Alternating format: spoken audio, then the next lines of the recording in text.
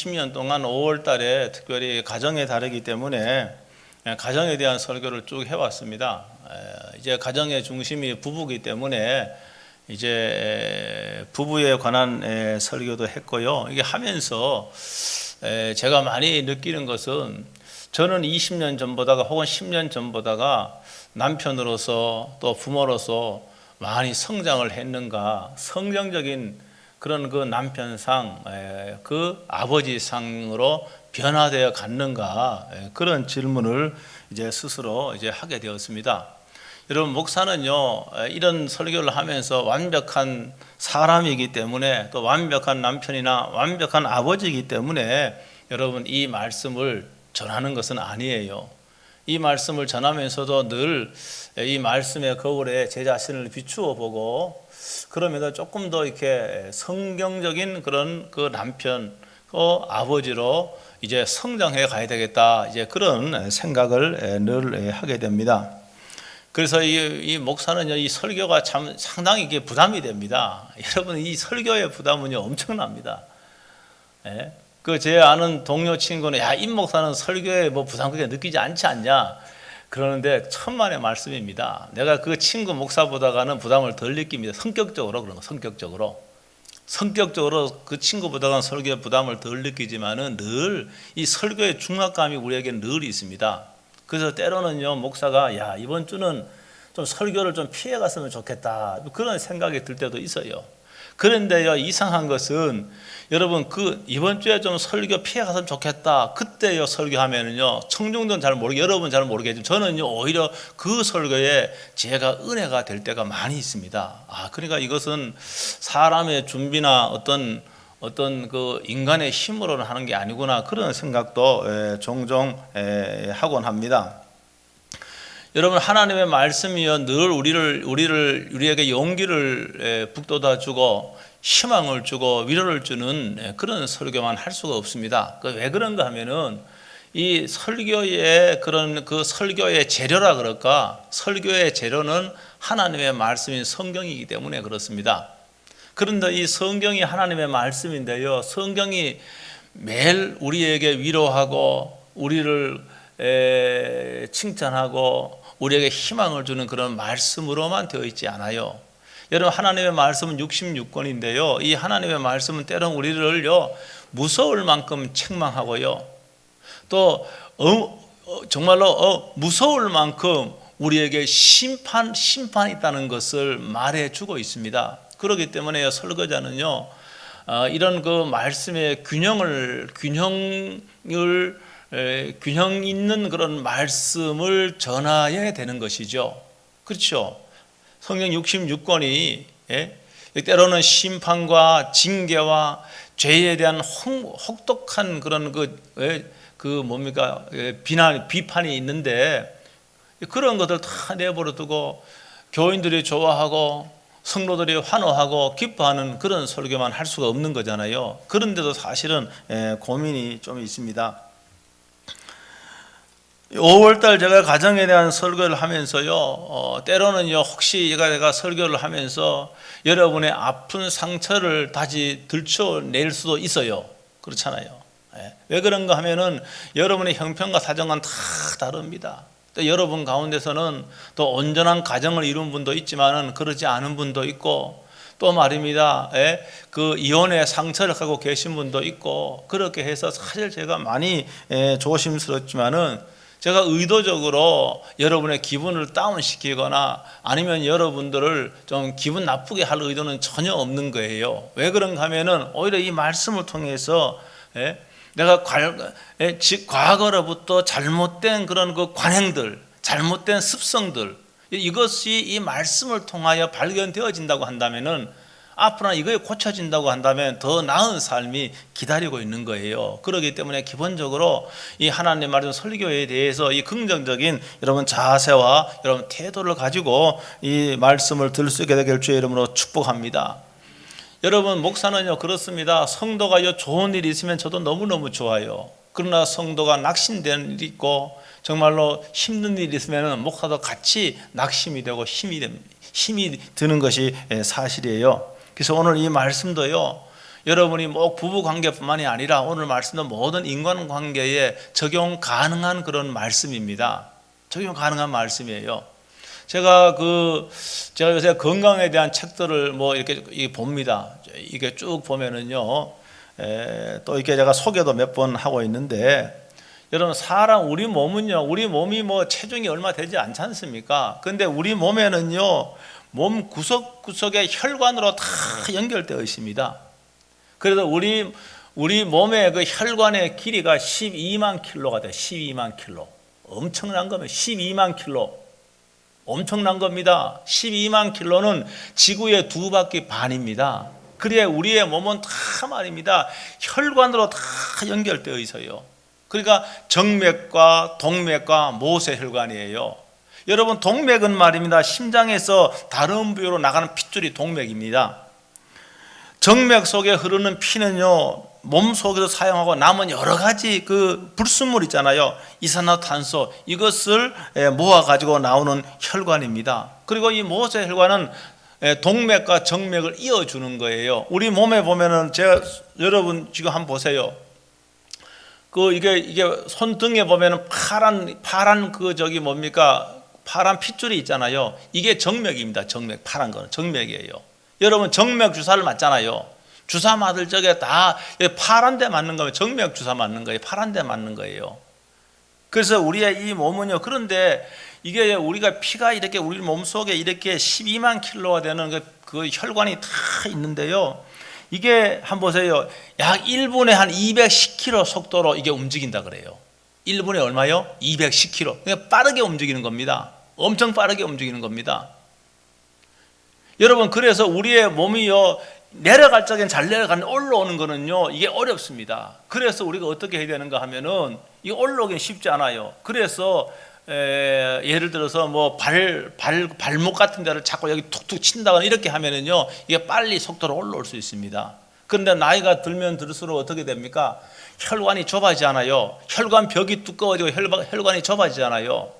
여러분 그럼 이 피가요 아주 원활하게 움직이지 않습니다. 또 피 속에 말입니다,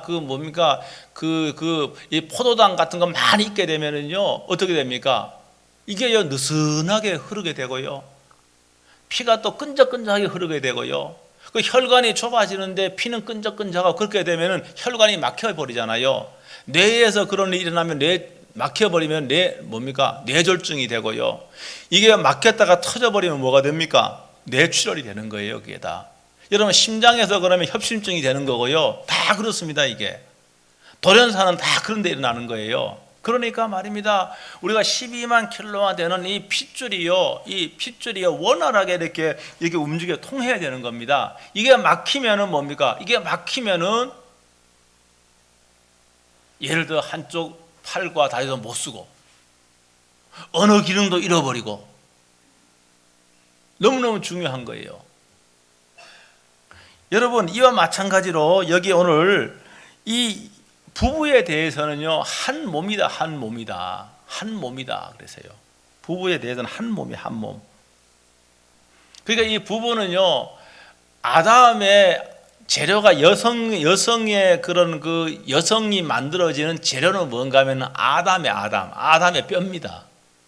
그러니까 이거는 뗄래야 뗄 수 없는 거예요. 내 뼈 중에 뼈고 살 중에 살이다. 이게 뗄래야 뗄 수 없는 그런 관계예요. 뗄래야 뗄 수 없는 관계인데 어떻게 해야 되는가 하면, 뗄래야 뗄 수 없기 때문에 가장 가까운 관계, 가장 친밀한 한 몸이라고 이렇게 부부를 규정을 하고 있습니다. 그래서 한 몸이고, 그 다음에 친밀한 사이를, 이 친밀감을 더 높일 수 있는 것은 뭔가 하면은 가장 중요한 것은 뭐가 따라합니다. 대화고 말입니다. 여러분이요 저랑 대화해 보지 않고서는, 물론 여러분들이 제가 일방적인 설교를 듣고 목사님이 어떤 생각을 하고 계신다는 걸 짐작할 수 있겠지만은, 이런 것 말고 다른 사안에 대해서는 저와 대화를 해봐야만이 목사님이 저런 생각을 하고 있구나 알 수가 있습니다. 우리는 사람의 마음을 지레짐작하면요 다 그거는요 잘못할 경우가 많아요. 우리 지레짐작을 많이 합니다. 그 사람과 대화해 보지 않고 그 사람 생각이 무엇인지를 내가 지레짐작을 하는 거예요. 그래서 뭐가 생깁니까? 오해가 생기는 거예요. 지레짐작하면은요. 아니 오늘도 저분이 나한테 매일 인사하다가 오늘은 왜 인사 안 하지? 저분이 나를 싫어하나? 혼자 말입니다. 그게 혼자 생각하는 거예요. 아니 그분은 내가 여기 옆에 있는지 모르고 지나간 거예요. 몰라서 못 받은 거예요.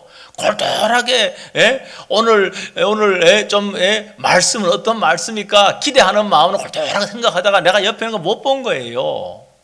근데 나는 괜히 말입니다. 그분에게 물어보지도 않고 저분이 날 싫어해도 그냥 지나갔나? 이렇게 오해하고 한단 말입니다. 그러니까 대화를 통해야만이 그 사람을 알 수가 있는 거예요.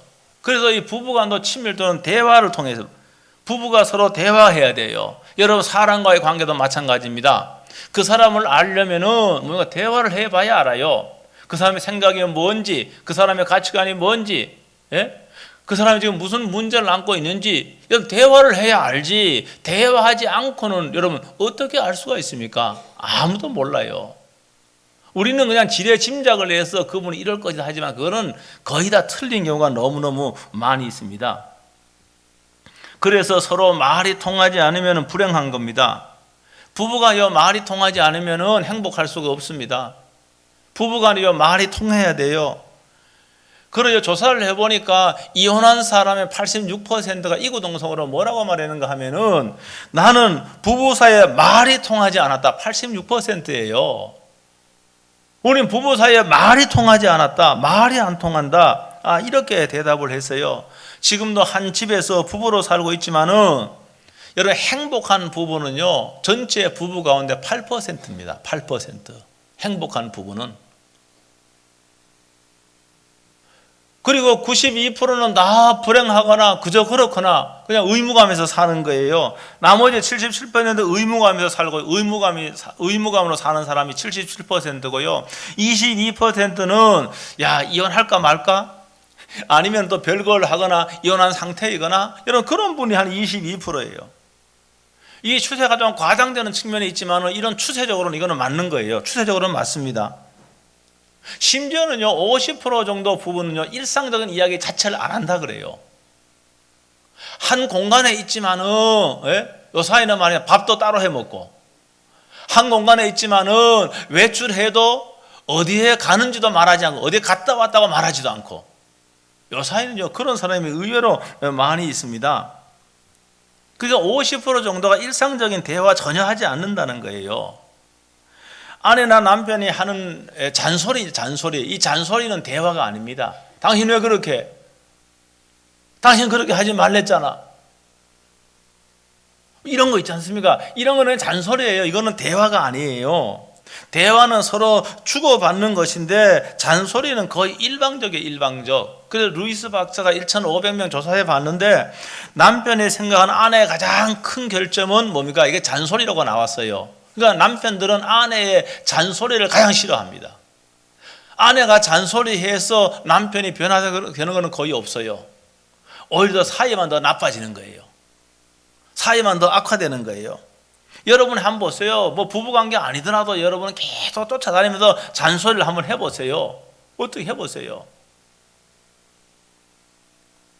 제가 어떤 친구 하도 이분이 참 좋은 분인데 하도 막 그냥 동료 한 사람이 와서 잔소리 하기 때문에 그렇게 하면 안 되지만은 그 의자를 들고 던져버렸다 그래요. 하도 잔소리를 해갖고 그러고부터는 다시는 잔소리 안 하더라는 거예요. 다시는.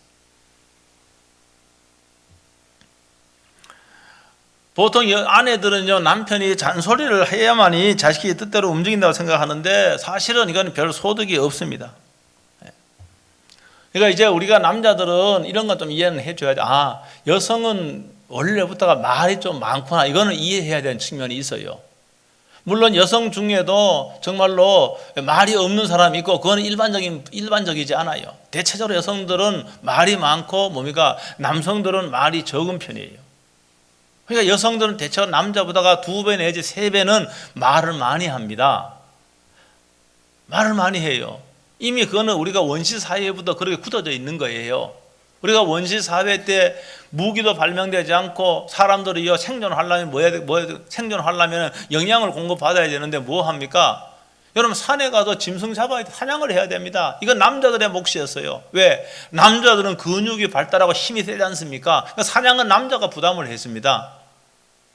근데 산에 짐승 잡으러 사냥하라고 하는데요, 소리 지르면은 여러분 무기도 시원찮은데 그때는요 뭐 철기도 없었습니다. 돌자가 돌 하나 갖고, 구석기 시대다. 구석기, 석기야 석기, 돌석자입니다. 돌을 깨고 다듬어서 이걸 무기로 쓰는 거예요. 그러니까 뭘 짐승을 어떻게 잡겠습니까? 그러니까 어떻게 합니까? 그러니까 조용조용 가장 짐승 가까이 접근을 해야 돼요. 그래야만이 짐승을 사냥할 수가 있는 거예요. 그러니까 남자들은요 그렇게, 남자들이 뭐 이렇게 말이 별로 없다, 그거는요 크게 그냥 비난하지 마세요. 그게 남자들은 족성이 별로 말이 없구나 이렇게 이해를 해야 돼요. 남자들은 또 마찬가지입니다. 여성들은요 집안에 그 힘이 약하기 때문에 집안에 있었습니다. 그리고 뭐 집 둘레 보면은 뭡니까, 거기에 보니까 열매 같은 거 채취했습니다. 뭐 열매 채취하는데만 그거는요 뭐 말한다고 해도 시끄럽다고 해도 열매가 도망가지는 않지 않습니까? 그게 그러니까 그들은 그냥 열매 따면서 말입니다. 이야기하고 깔깔 웃고 말입니다. 말하고 말입니다. 그 여성들은 그러니까 남자보다가 두세 배 정도 말을 많이 하는 족속이구나, 기본적으로 그런 이해를 기본적으로 해야 됩니다. 물론 뭐 반대인 경우도 있지만은요, 여는 중요한 것은 말을 하더라도 어떤 말을 하느냐가 굉장히 중요합니다. 하지 않는 것보다 못한 말이 많고, 오히려 말 때문에 관계가 끊어지고 말 때문에 관계가 악화되고, 여러분 그런 경우는 너무너무 많이 있습니다. 그러니까 어떻게 말하느냐 너무너무 중요한 거예요. 여러분 옳은 말을 해도요 여러분 겸손하게 옳은 말을 하면은요 사람들이요 그 말을 수용하고 받아들입니다. 그런데 옳은 말을 하는데도 교만하고 거만하고 건망지가 말해버리면은 그 말이 옳은 말임에도 불구하고 사람도 어떻게 합니까? 그 말을 수용하지 않아요. 수용 안 합니다. 말은 맞는데 그 사람이 굉장히 오만방자하니까 그 말을 수용하지 않는단 말이에요. 말은 물론 입으로 합니다. 말은 입으로 하지만은 이런 표정과 억양과 태도가 굉장히 중요하지요. 그래서 내가 좋은 말 하면 좋은 말 되돌아오는 거예요. 그건 어쩔 수 없습니다. 사람들은요 굉장히 사실은 저희들이요 굉장히 사람들이 기본적인 바탕은요 선하지 않습니다. 그러니까 내가 말입니다. 내가 해를 입었으면은 이 해를 되돌려 주고 싶은 그런 욕망들이 타락된 본성 속에는 다 있습니다. 내가 그 사람으로 공격을 받고 내가 피해를 받아도 나는 공격하지 않겠다라고 하는 사람은 그 사람 많이 성숙한 사람입니다. 많이 신앙적으로 영적으로 자란 사람입니다. 그렇지 않고 대부분은요 뭡니까, 내가 공격을 받았으면은 되갚아 주고 싶은, 그것이 사람의 기본적인 본성이에요. 그래서 내가 하는 말이 고우면은 되돌아오는 말도 고운 말이 되는 거예요. 내가 어떤 말을 하느냐에 따라 고스란히 되돌려 받는다는 것이죠. 제가 한번 소개해 드렸는데요, 제가 작가 유시화 씨 그 글 쓰는 거 제가 몇 권 제가 읽어봤어요. 이분은 뭔가 하면은, 이분은 물론 그런 철학 같은 건 저랑 완전 달라요. 다르지만 이분은 우리와 완전히 다른 문화 속에서 살고 그들의 그 문화를 터치하면서 아주 이야기를 써내려갑니다. 그래서 제가 이분 책을 몇 권을 제가 읽어봤는데 제가 한번 소개해 드렸는데, 이분이요 한국 여자 여행객에 관해서 그 이야기를 한 내용을 제가 읽어봤어요. 이분도 인도가 너무 좋아서, 인도의 문화가 너무 좋고 그렇게 해서 인도에 정착하러 간 그런 여성이에요. 그런데 인도에는 아무래도 우리나라보다가 뭐합니까? 우리나라보다가는 뭐 가난한 나라이기 때문에 문화나 교양 정도가 좀 떨어지지 않습니까? 그래서 이분이 현지인들에게 두세 번 사기를 당했어요. 사기당한 경우 많아요. 사기당했어요. 왜 그런가요? 그 나라의 문화도 모르고 잘 모르다 보니까 사기를 당하는 거예요. 그리고 물건값 때문에 현지인들하고 다투게 되었습니다.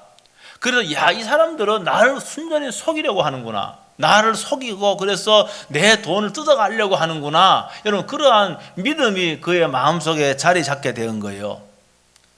그래서 인도는 영어를 주로 사용하죠. 인도어도 사용합니다. 힌두어도 사용합니다. 그래서 이 사람이 어떻게 했는가 하면은, 힌두어를 배웠는데, 힌두어로 된 욕만 10개 정도 배웠어요. 10개, 욕을. 그러니까 다른 힌두어는 하나도 안 들려요.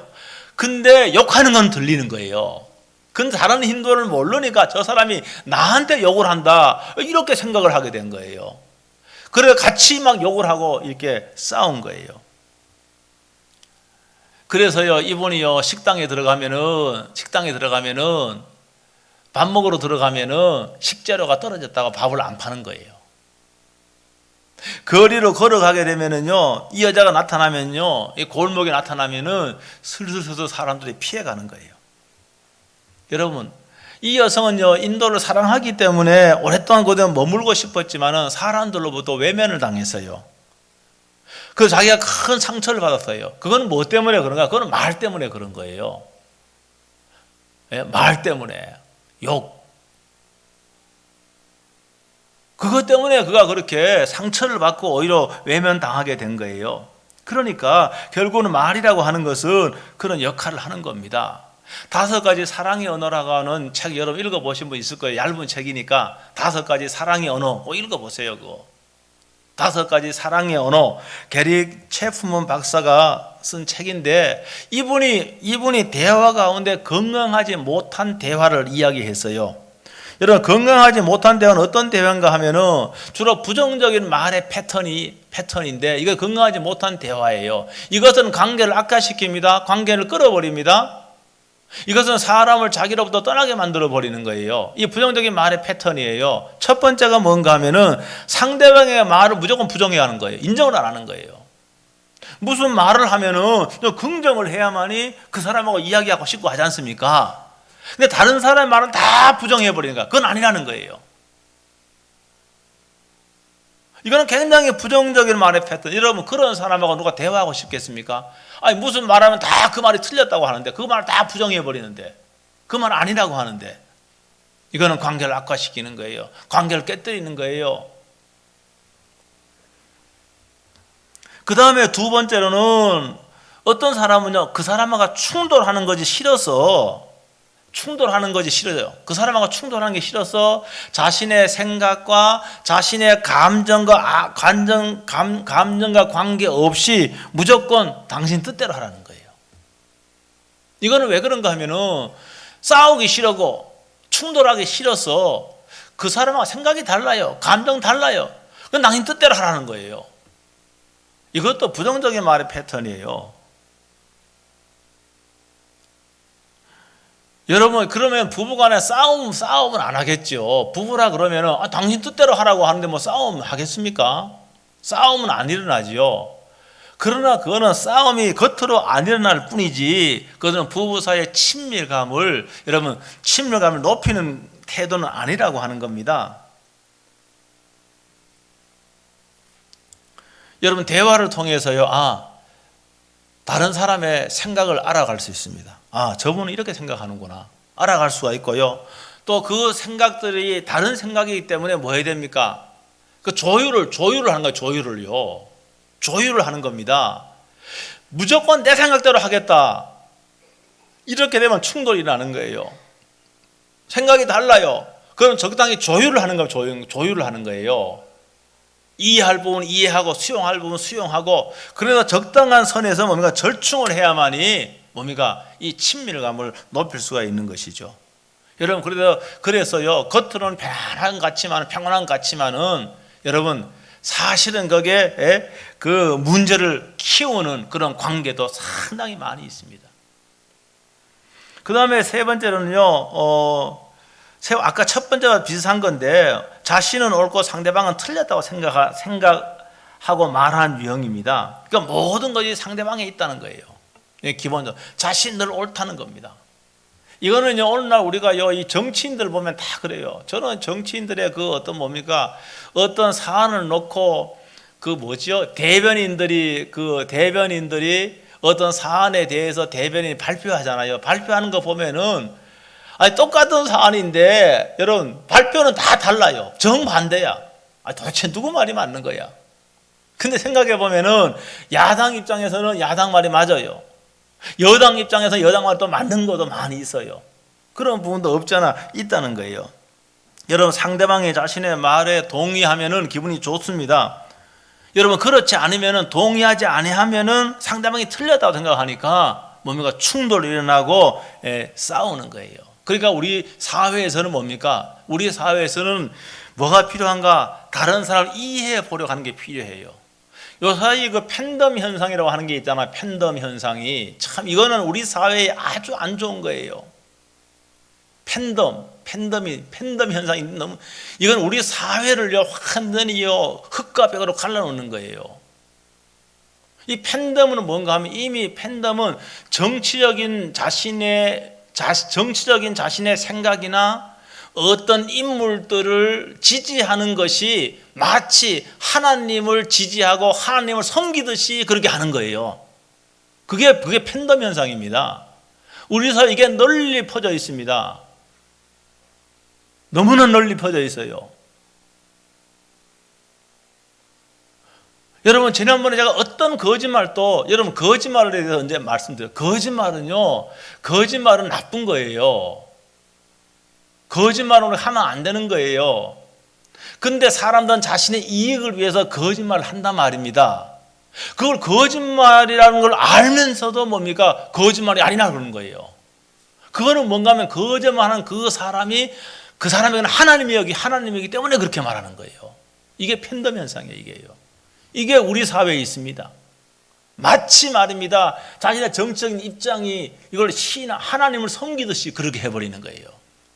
이게 아주 널리 퍼져 있습니다.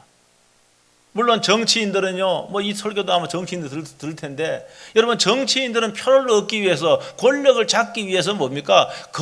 사실이 아닌 거짓을 말하고 해서 표를 얻고 권력을 잡으려고 합니다. 그래서 사람들을 선동하기도 하고 뭐 그렇게 하는 거예요. 나중에는 말입니다, 선동당한 사람의 숫자가 많아지면 많아질수록 어떻게 됩니까? 오히려 정치인이 그 사람의 영향을 받게 되는 거예요. 거꾸로 역전이 되어버리는 겁니다. 이런 현상들이요, 이 사회에, 이건 아주 악하고 잘못된 거예요. 그래서 우리가 그런 정치인들은요, 사실은 발을 붙이지 못하게 해야 됩니다. 표로서 심판을 해야 돼요. 또 이렇게 말하면 또 정치적인 발언이라고 또 말할 뿐 있어. 예? 그렇게 되면 안 되는 거예요, 사회는요. 그러니까 자신은 옳다는 거예요. 상대방을 다 틀렸다고 하는 이것은 결국은 관계를 깨뜨리고 사회를 두 개로 다 쪼개버리는 거, 이게 다 쪼개버리는 겁니다. 왜 우리가 그렇게 해야 됩니까? 왜 우리가 정치인들의 권력욕 때문에 사랑해야 될 우리의 사람들을 미워하고요, 서로요 잘못된 집단으로 서로요 정죄하고, 왜 우리가 그렇게 해야 됩니까? 잘못 그렇게 하면 안 되는 거예요.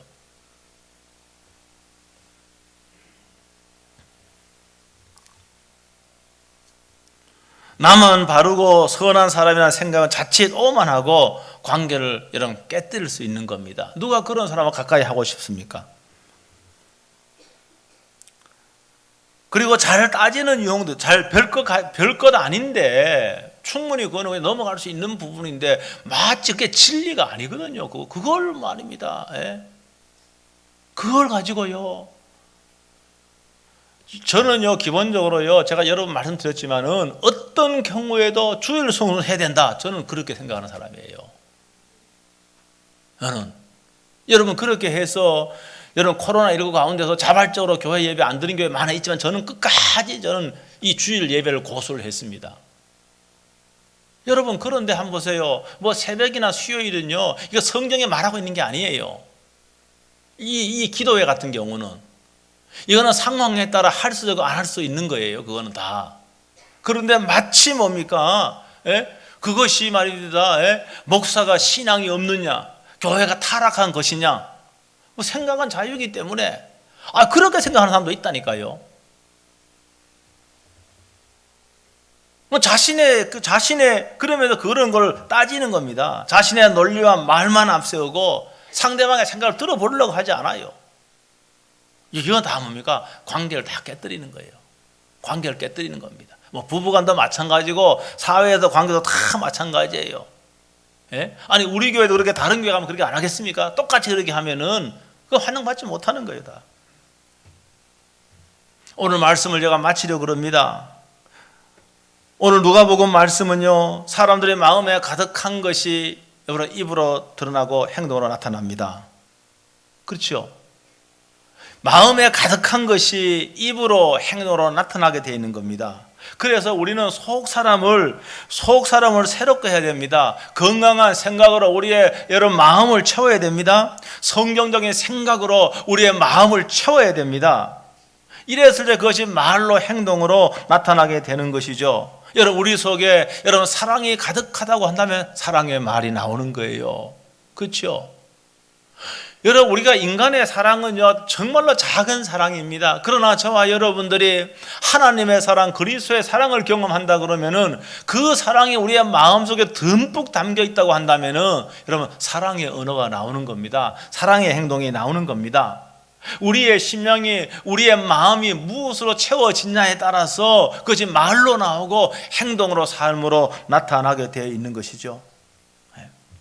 그래서 오늘 제가 열거를 했지만은 꼭요, 여러분, 자기 자신은 잘 몰라요. 왜 그런가? 나는 나의 일부이기 때문에 내가요, 잘못된 습관이 있어도 이미 습관이 나와 한 몸이 되어 있기 때문에 내가 어떤 잘못된 게 있는지 잘 몰라.